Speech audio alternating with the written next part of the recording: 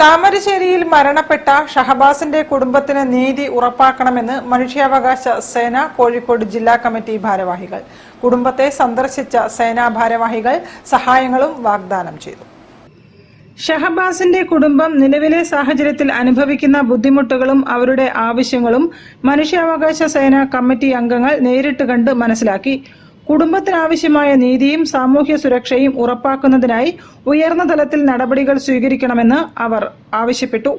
മനുഷ്യാവകാശ സേന കേരള വനിതാ പ്രസിഡന്റ് വനജ, ജില്ലാ ഡയറക്ടർ സുഹറ മാങ്കാവ്, ജില്ലാ vice president Amina Jiju, national PRO Mumtaz, Zubair Nelloli, Faizer Peruvayal തുടങ്ങിയവർ കുടുംബത്തെ സന്ദർശിച്ചു. അപ്പോൾ അവന്റെ ഉമ്മ അന്ന് കിടന്ന കിടപ്പാണത്. ഇന്നിപ്പോൾ നമ്മളെ കൂട്ടത്തിലുള്ള ആമിന ജിജു അവർക്കൊരു കൗൺസിലിംഗ് ഒക്കെ കൊടുത്ത സമയത്താണ് അവർക്കൊരു തുള്ളി വെള്ളം ഇറക്കാൻ സാധിച്ചിട്ടുള്ളത്. അപ്പോൾ ലഹരിയാണ് ഇതിനൊക്കെ പിന്നിലുണ്ടാകുന്ന ഒരു അവസ്ഥ. ഞാൻ ഈ ലഹരി നിർമ്മാർജ്ജന സമിതി എന്നൊരു സംഘടന ഉണ്ട്, അതിൻ്റെ സംസ്ഥാന സെക്രട്ടറി കൂടിയാണ്.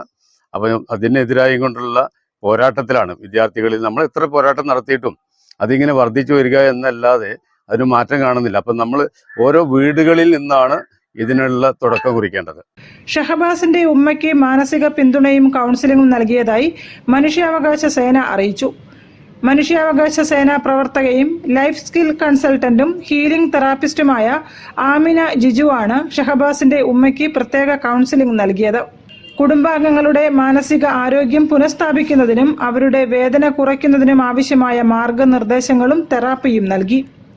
News bureau, Thamarassery. EPF പെൻഷൻകാരുടെ പട്ടിണി മാറ്റാൻ സർക്കാർ തയ്യാറാകണമെന്ന്